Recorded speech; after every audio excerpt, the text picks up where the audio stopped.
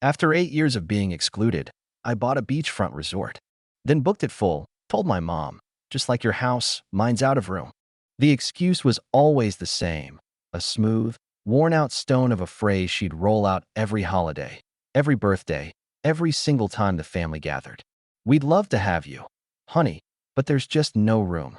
For 8 years, that was the soundtrack to my life.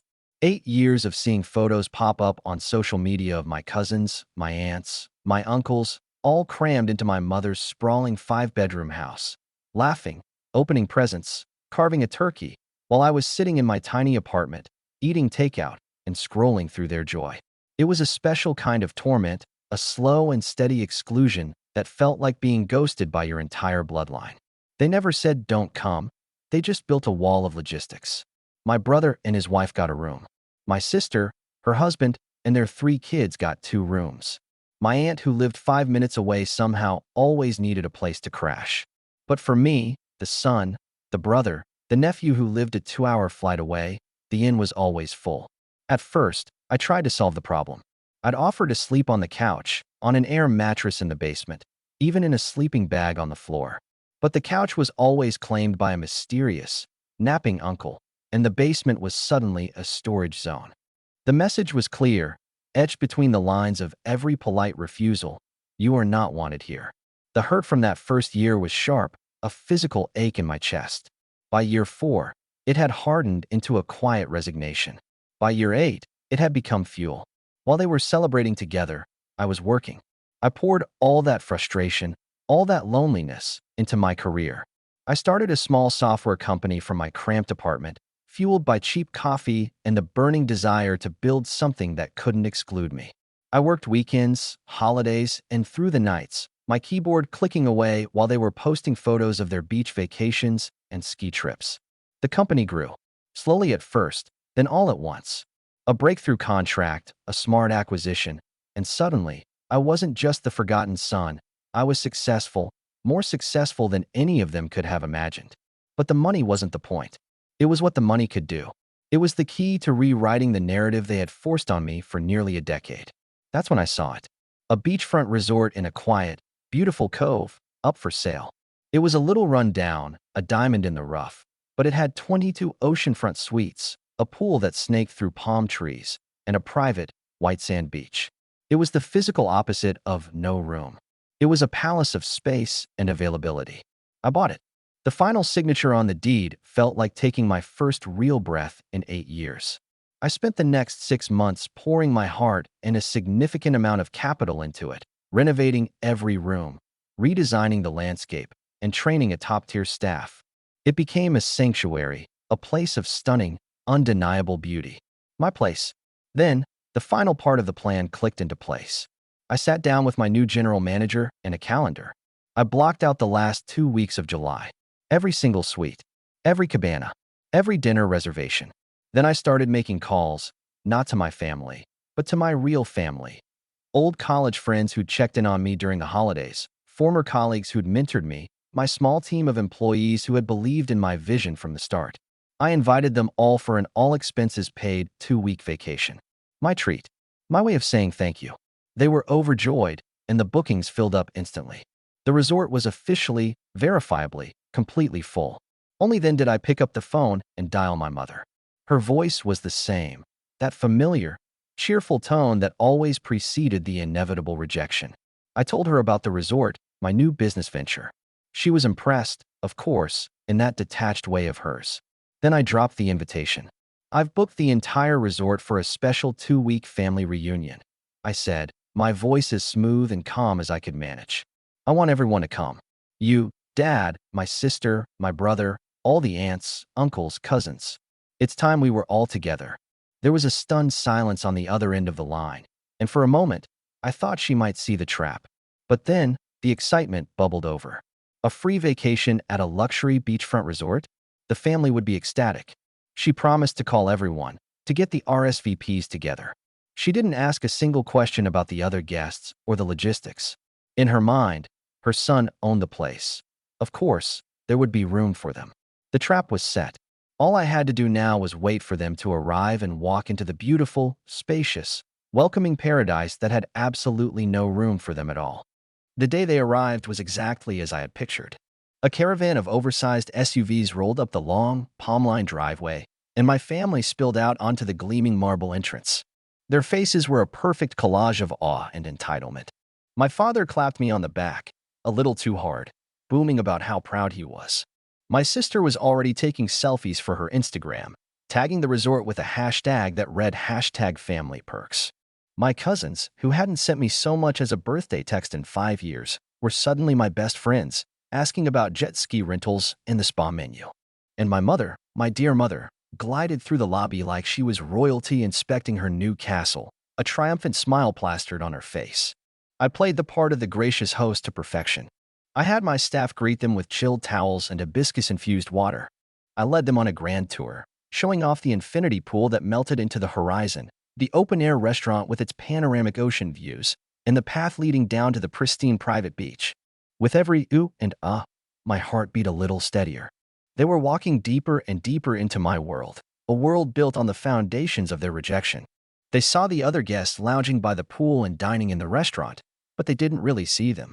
In their eyes, these were just anonymous space fillers, the opening act before the main event.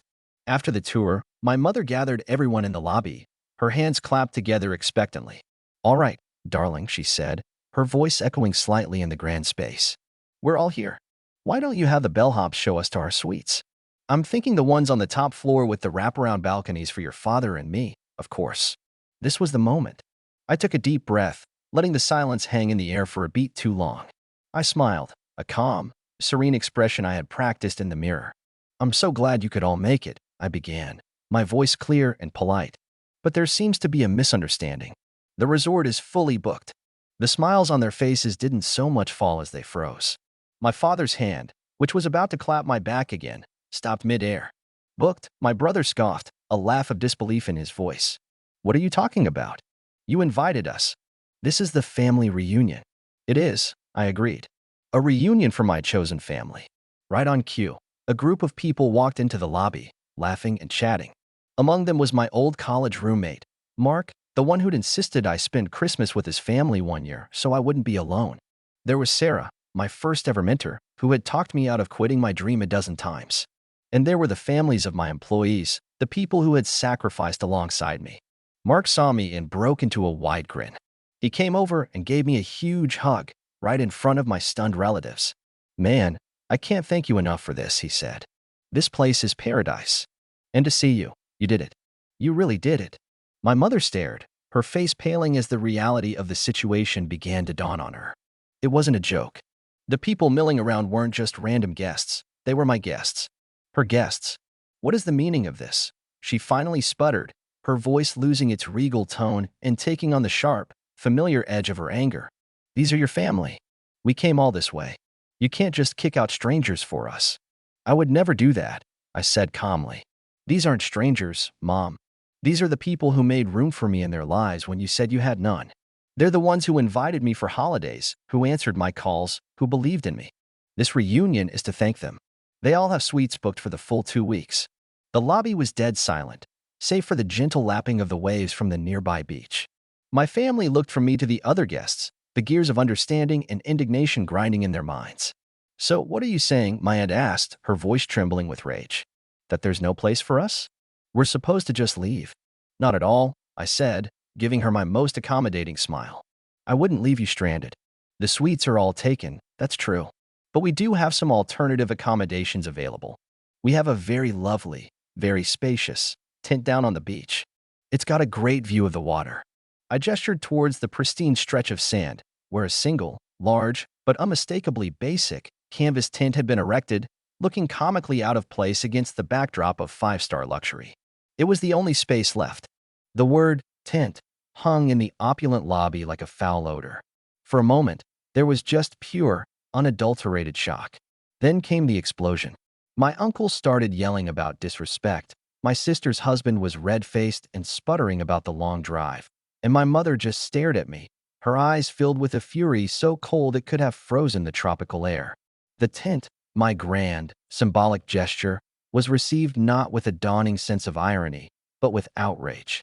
They saw it as the ultimate insult, completely missing that it was a mirror held up to their own behavior for the past 8 years. But before the argument could fully ignite, something unexpected happened. The sky, which had been a brilliant, cloudless blue just moments before, began to darken with an unnatural speed. The palm trees started to whip back and forth as a sudden, violent wind swept in from the sea. My general manager rushed to my side, his face grim. "Sir, the weather service just issued a flash warning. A tropical storm is moving in much faster than anticipated. We need to secure the beach. That tent won't last 5 minutes out there."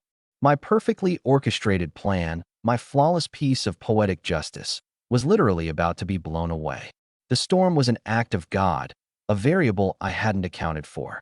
My family, now looking nervously at the thrashing waves, turned their eyes back to me. Their anger was momentarily replaced by fear. They were stranded, and their only lifeline was the very person they had been about to disown. My mind raced. Part of me, the part that had nursed its wounds for 8 years, wanted to stick to the script. Let them panic. Let them feel the helplessness I had felt. But looking at their faces, especially my younger cousins who were starting to cry, I felt something else. It wasn't pity, but it wasn't vengeance either. It was just emptiness. This whole grand scheme suddenly felt hollow. The storm had washed away the satisfaction. As my mother opened her mouth to make what I was sure would be a shrill demand, another voice cut through the rising wind. It was my cousin Leo. He was a few years younger than me and had always been quiet, usually fading into the background at family events. He stepped forward, away from his parents, and looked directly at me. His face wasn't angry. It was filled with a profound, gut-wrenching shame. "He's right," Leo said, his voice quiet but clear. "We deserve this. All those years, I used to ask my mom why you couldn't just stay in my room with me. They always said it was complicated. But it wasn't, was it? We just pushed you out. I'm so sorry." That apology, so simple and so sincere, was more powerful than the approaching storm. It was the one thing I had never expected. It broke the spell. The anger in the room didn't disappear, but it fractured. A few other faces, mostly among the younger generation, shifted from indignation to discomfort. They couldn't deny his words. My mother looked at her nephew as if he'd just betrayed the entire family, but his words had already hit their mark. I looked at Leo, and for the first time, I saw a member of my family, not just an extension of my mother's decree. The grand revenge no longer mattered. I turned to my manager. "Get on the phone with the Pelican Inn down the road. Book them 10 rooms, whatever they have. Bill it all to the resort's master account. And arrange for our shuttles to take them there now, before this storm gets any worse." Then I turned back to my family. "The storm has changed things. I won't have you sleeping on the beach. You'll have comfortable rooms at a very nice hotel nearby, all paid for." Relief washed over most of their faces, though my mother's remained a stony mask of resentment. As everyone began to gather their things, I walked over to Leo. "Your apology, thank you." I put a hand on his shoulder.